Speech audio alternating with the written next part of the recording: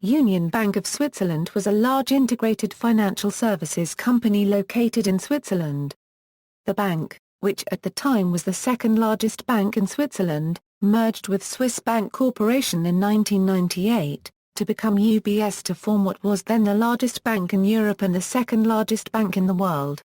UBS was formed in 1912 through the merger of the bank in Winterthur and Toggenburger Bank, both founded in the early 1860s. UBS then continued to grow through acquisitions, including Aargauische Kreditanstalt in 1919, the Eidgenössische Bank in 1945, Interhandel Basel in 1967, Phillips Drew in 1986, and Schröder, Münchmeyer, Hengst Co in 1997 among others. The historical UBS logo features a horizontal acronym UBS referring to the Union Bank of Switzerland, Union der Bank Suisses, or Union die Bank Schweizer. The vertical acronym SBG refers to the name of the bank in German Schweizerische Bankgesellschaft. UBS ceased to be considered a representational abbreviation for the Union Bank of Switzerland after the bank's 1998 merger with Swiss Bank Corporation and is today considered a stand-alone brand. The company, prior to its merger with Swiss Bank Corporation, UBS operated as a full-service bank and a provider of wholesale financial services through its retail banking, commercial banking, investment banking, asset management and wealth management businesses. In 1997, prior to its merger with Swiss Bank Corporation, UBS operated 275 branches in Switzerland and 82 branches, subsidiaries and representative offices outside Switzerland. The company had approximately 27,611 employees, of which 19,355 worked in Switzerland and the remaining 8,256 employees were outside Switzerland. The bank had total assets of nearly 578 billion Swiss francs and shareholders' equity of nearly 28 billion Swiss francs as of the end of 1997. History. Origins of the Union Bank of Switzerland. In 1862, the bank in Winterthur was founded in Winterthur, Switzerland, with an initial share capital of 5 million Swiss francs. The bank in Winterthur operated primarily as a commercial bank, providing financing for a range of companies and projects. The bank would be involved in funding the Swiss Locomotive and Machine Works, the Hotel Bauer-Lac in Zurich and many other companies. The bank capitalized on its location at an important Swiss railroad junction, and its large warehousing facilities allowed the bank to take advantage of the dramatic rise in cotton prices caused by the American Civil War.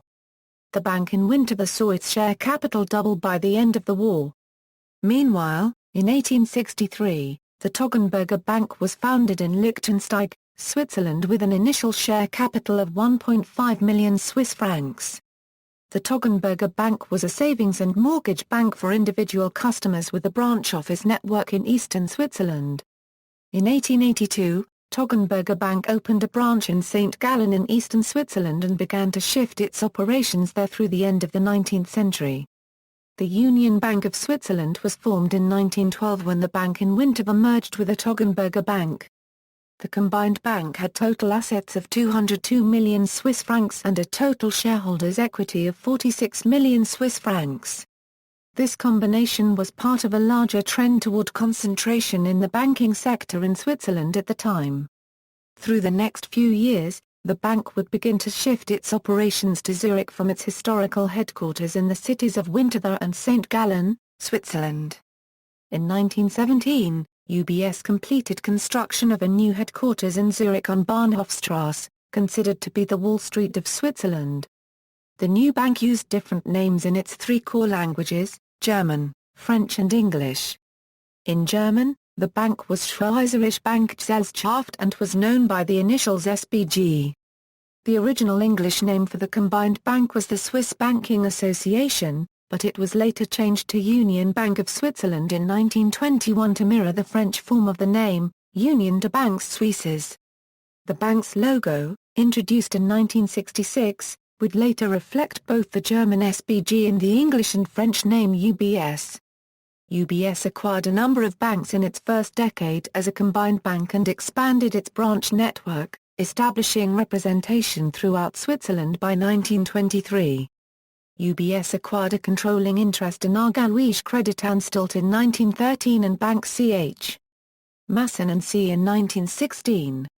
Although the bank suffered during World War I and the post-war economic crises in Europe, UBS continued to make acquisitions after the conclusion of World War I.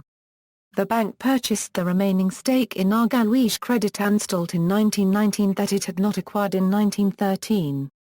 Also in 1919, the bank acquired Commandant A.G. Wabel & C. in Fleuria and William Clay Copyright Nod & C.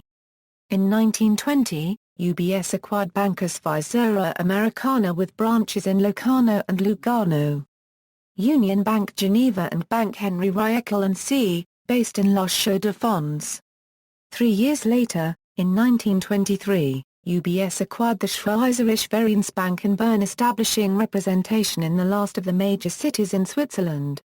Through the Great Depression, UBS pared its assets considerably, shrinking from 993 million Swiss francs in 1929 to 441 million Swiss francs at the end of 1935. The bank saw its shareholders' capital decline from 100 million Swiss francs in 1929 to 80 million Swiss francs in 1933 and then further to 40 million Swiss francs by 1936. However, the bank continued to acquire smaller, weaker competitors, purchasing Banca Union di Credito in Lugano and Chiasso in 1935, followed by Berner Handelsbank in Bern in 1938. In 1937, UBS established Intrag AG, an asset management business responsible for investment trusts, and set up the America-Canada Trust Fund AMCA. Over the years, Intrag would set up a series of other funds, including the Mutual Fund for Swiss Stocks FONSA, and the South Africa Trust Fund SAFIT. The bank in Winterthur and the Toggenburger Bank merged to form the Schweizerische Bankgesellschaft. Its French name is Union de Banques Suisses and its Italian name is Union de Banque Svizzera. The English name of the bank at first is Swiss Banking Association. In 1921 that somewhat inappropriate name is changed into Union Bank of Switzerland. The merged bank shows the following figures for 1912. Total assets, 202 million Swiss francs. Shareholders' equity, 46 million Swiss francs. Profit, 2.4 million Swiss francs. Dr. Rudolf Ernst, first chairman of the board of directors of the merged bank from 1912 until 1941, is Rudolf Ernst, of Winterthur, until 1921 alternating with C. Emil Grobholter of Liechtenstein. After the merger of the bank in Winterthur and the Toggenburger Bank to form Union Bank of Switzerland, Dr. Rudolf Ernst became the merged bank's first chairman in 1912. Following his resignation in 1941, he was elected as an honorary chairman of Union Bank of Switzerland. Rudolf Ernst joined the bank in Winterthur in 1895. He was also financial director of the city of Winterthur for 16 years. At the young age of 36, he was elected in 1901 to the board of directors of the bank in Winterthur and as its chairman at the same time. During his chairmanship, the bank changed its focus from its original lending business and began to expand its issuing and asset management franchise. With the acquisition of the bank in Baden in 1906, the bank gained a branch in Zurich and a seat on the stock exchange, one of the cornerstones for the successful merger in 1912 with the Toggenburger Bank to form Union Bank of Switzerland. Rudolf Ernst also held directorships on the boards of various industrial and insurance companies. Between 1912 and his retirement in 1941, he was chairman of the board of Union Bank of Switzerland, in an alternating capacity with Karl Emil Grobholter, who held the chairmanship in 1916 and 1918 as the representative of the merger partner Toggenburger Bank.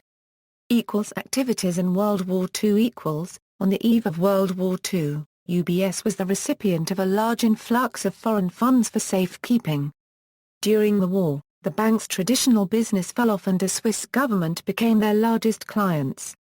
Still, unlike many of its peers, UBS's business lagged through much of the war. Decades after the war, it was demonstrated that Union Bank of Switzerland likely took active roles in trading stolen gold, securities and other assets during World War II. The issue of unclaimed property of Holocaust victims became a major issue for UBS in the mid-1990s, and a series of revelations in 1997 brought the issue to the forefront of national attention in 1996 and 1997. UBS confirmed that a large number of accounts that had gone unclaimed as a result of the bank's policy of requiring death certificates from family members to claim the contents of the account. UBS's handling of these revelations were largely criticized, and the bank received significant negative attention in the U.S. UBS came under significant pressure, particularly from American politicians, to compensate Holocaust survivors who were making claims against the bank. In January 1997, Christoph Mühlei, a night watchman at the Union Bank of Switzerland, found employees shredding archives compiled by a subsidiary that had extensive dealings with Nazi Germany. The shredding was in direct violation of a recent Swiss law adopted in December 1996 protecting such material. UBS acknowledged that it had made a deplorable mistake, but an internal historian maintained that the destroyed archives were unrelated to the Holocaust. Criminal proceedings then began against the archivist for possible violation of a recent federal document destruction decree and against Mühlei for possible violation of bank secrecy, which is a criminal offense in Switzerland. Both proceedings were discontinued by the district attorney in September 1997. Mühlei was suspended from his job at the security company that served UBS, following a criminal investigation. Mühlei and his family left Switzerland for the United States, where they were granted political asylum. By contrast, in the U.S., Mühlei was largely regarded as a hero and whistleblower and received a particularly warm reception from the American Jewish community. In 1997, the World Jewish Congress lawsuit against Swiss banks was launched to retrieve deposits made by victims of Nazi persecution during and prior to World War II. Negotiations involving Union Bank of Switzerland, Credit Suisse, the WJC and Stuart Eisenstadt, on behalf of the U.S., ultimately resulted in a settlement of $1.25 billion in August 1998. The settlement, which coincided with UBS's merger with Swiss Bank, together with the bank's embarrassment in the long-term capital management collapse in 1998, brought a degree of closure to the issue. 1945 1979 Shortly after the end of World War II, UBS completed the acquisition of the Eidgenössische Bank, a large Zurich-based bank that became insolvent. As a result of the merger, UBS exceeded 1 billion Swiss francs of assets for the first time and completed the transition of its operations to Zurich. Although UBS opened an office in New York in 1946, the bank remained primarily focused on its domestic business. Prior to the end of World War II, the Swiss banking landscape was dominated by Swiss Bank Corporation and Credit Suisse. UBS was among the next group of large banks that included Schweizerische Volksbank and Bank Lehr. Throughout the 1950s and 1960s, the Union Bank of Switzerland, which was at best the third largest bank in Switzerland, would catch up to its larger peers and by the 1970s surpass them in terms of size. UBS opened branches and acquired a series of banks in Switzerland, growing from 31 offices in 1950 to 81 offices by the beginning of the 1960s. Throughout the 1950s, UBS was the most acquisitive bank in Switzerland, acquiring Bank Palle Copyright Sir & C, Volksbank Interlaken, WAC, ABI & C, Bank Tischeresvils & C, Bank de Sinn, Bank de Brig, the Kra Copyright dit Gruyere Copyright Rien, Kra Copyright dit Sierroy, Bank Cantrade AG and Volksbank in Visp. In addition to these bank acquisitions, UBS also acquired an 80% stake in Aargauische SA, a Swiss precious metal refinery founded in 1951, through whom they started to issue UBS-branded gold bars.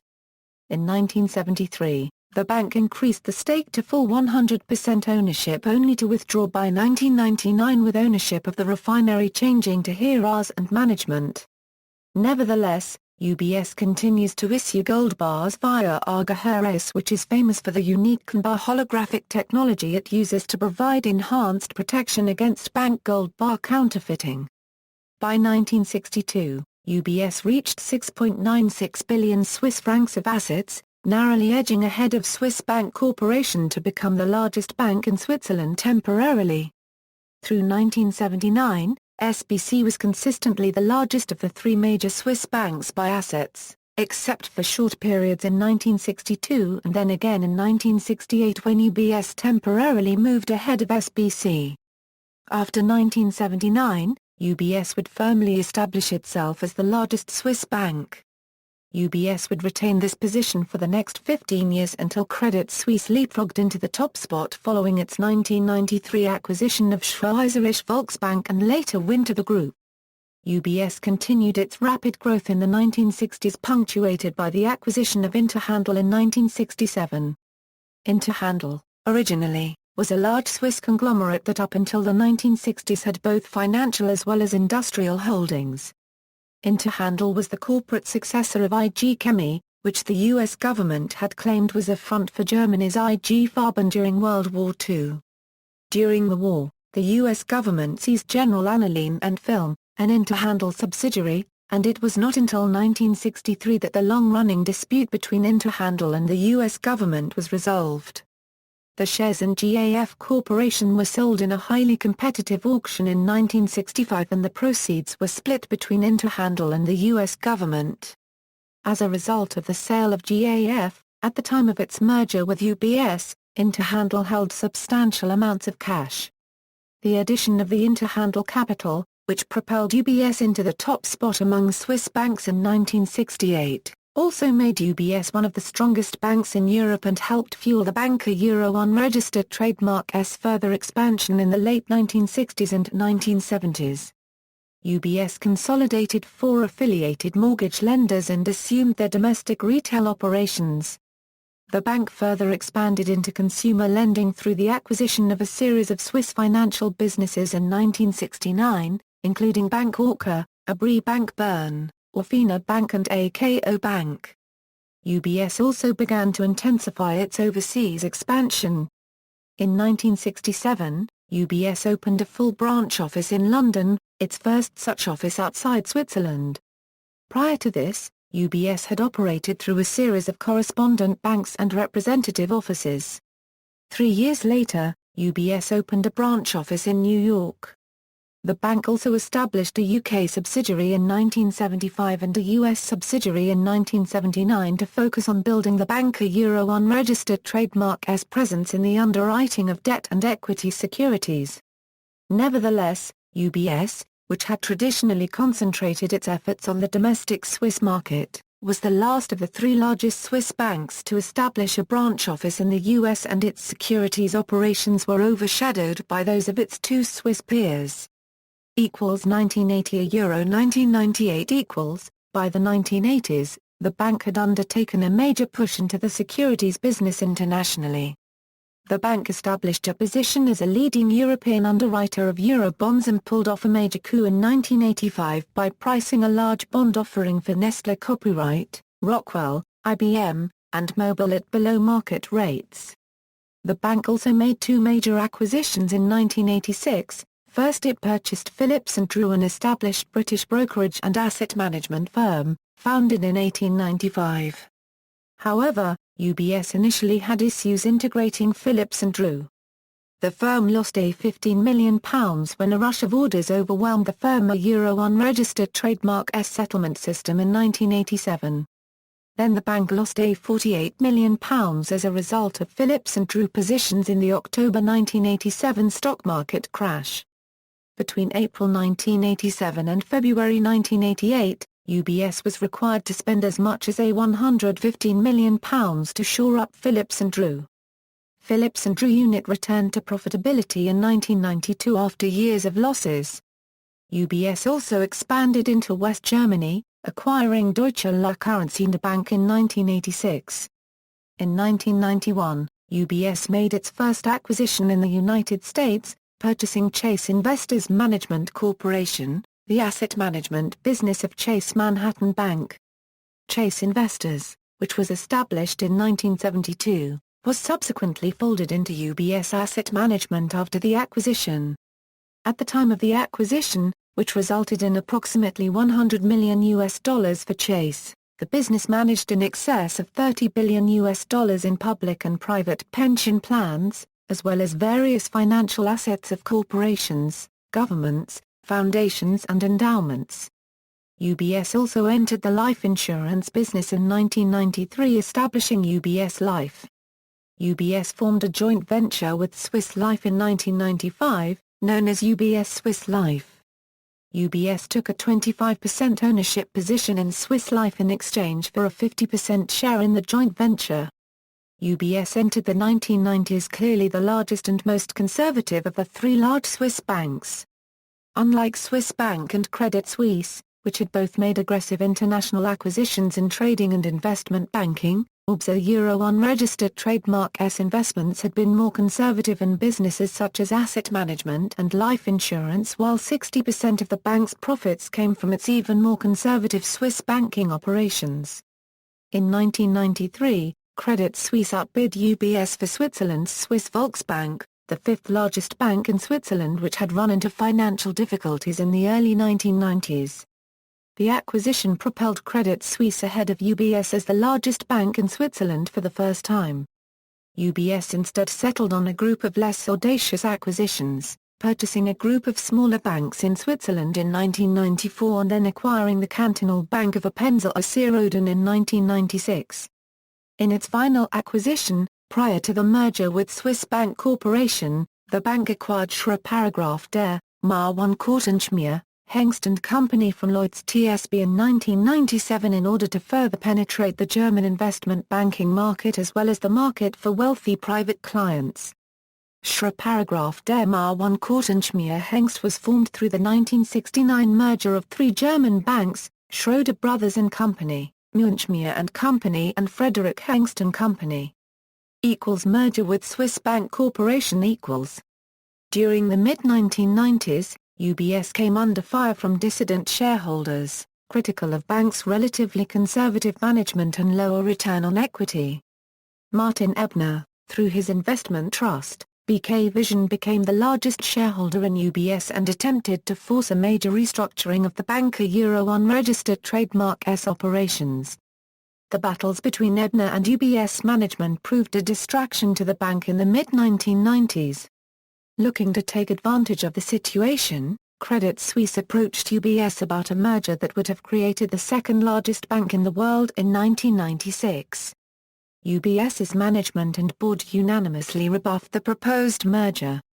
Ebner, who supported the idea of a merger, led a major shareholder revolt that resulted in the replacement of UBS's chairman, Robert Schröder.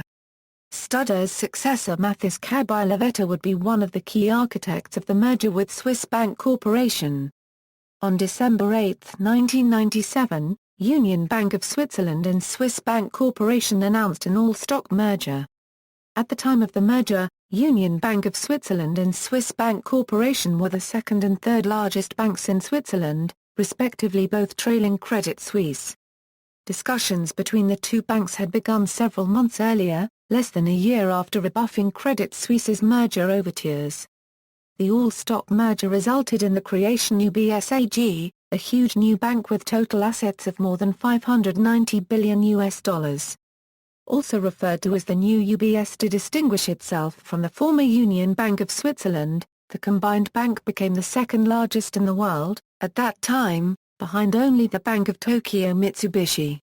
Additionally, the merger pulled together the bank's various asset management businesses to create the world's largest money manager, with approximately $910 billion in assets under management.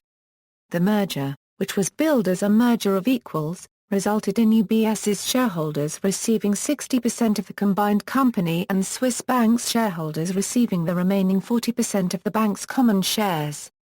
UBS's Mathis Kabaylavetta became chairman of the new bank while Swiss Bank's Marcel Ospel was named chief executive officer. However, it quickly became evident that from a management perspective, it was Swiss Bank that was buying UBS, as nearly 80% of the top management positions were filled by legacy Swiss Bank professionals. Additionally, UBS professionals suffered more headcount reductions, particularly in the investment banking unit where there were heavy cuts in the corporate finance and equities businesses. The more severe cuts at UBS were an acknowledgement that prior to the merger Swiss Bank Corporation had built a global investment banking business, Warburg Dill & Reed through its acquisitions of Dill & Reed in New York and S.G. Warburg in London. Swiss Bank was generally considered to be further along than UBS in developing its international investment banking business, particularly in the higher margin advisory businesses where Warburg Dill & Reed was considered to be the more established platform. UBS, on the other hand, had a stronger retail and commercial banking business in Switzerland, and both banks had notably strong asset management capabilities. After the merger was completed, it was widely speculated that a series of losses suffered by UBS on its equity derivative positions in late 1997 was a contributing factor in pushing UBS management to consummate the merger. It would become clear that the derivatives losses prompted UBS to accept the terms proposed by Swiss Bank more readily than they otherwise would have. Long-term capital management. Union Bank of Switzerland, suffering criticism of its conservative business model, was looking for ways to catch up to its key Swiss rivals and viewed LTCM as the type of client that could help accelerate the bank's growth. In 1997, UBS entered into a financing arrangement with LTCM, and the hedge fund quickly became the bank's largest client, generating $15 million in fees for UBS. Union Bank of Switzerland sold LTCM a 7-year European call option on 1 million shares in LTCM, then valued at about $800 million. It hedged this option by purchasing a $800 million interest in LTCM and invested a further $300 million in the hedge fund. Following the merger, Swiss bank managers were surprised to discover the massive exposure to LTCM at UBS. Ultimately, UBS was unable to sell or hedge its interest in LTCM as its value declined in the summer of 1998.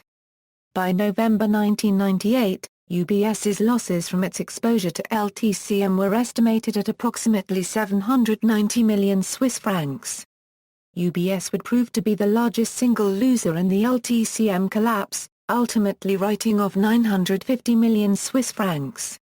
The Federal Reserve Bank of New York organized a bailout of $3.625 billion by the hedge fund's major creditors to avoid a wider collapse in the financial markets. UBS contributed $300 million to the bailout effort, which would largely be recovered. In the aftermath of the LTCM collapse, Mathis Kabylaveta resigned as chairman of UBS along with 3 other executives. Acquisition history. Union Bank of Switzerland, prior to its merger with Swiss Bank Corporation, was the result of the combination of dozens of individual firms, many of which date to the 19th century. The following is an illustration of the company's major mergers and acquisitions and historical predecessors, although this is not necessarily a comprehensive list. References